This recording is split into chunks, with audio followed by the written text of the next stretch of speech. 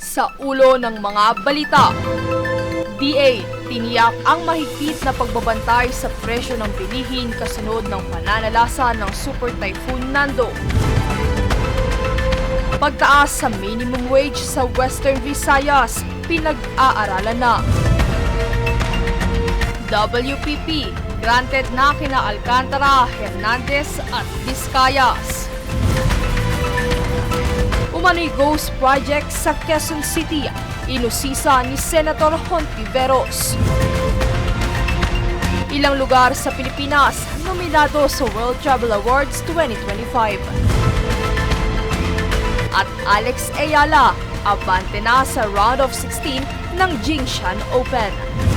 Patas at pantay na balita, komprehensibong ulat para sa pulso ng masa. Ito ang News Force.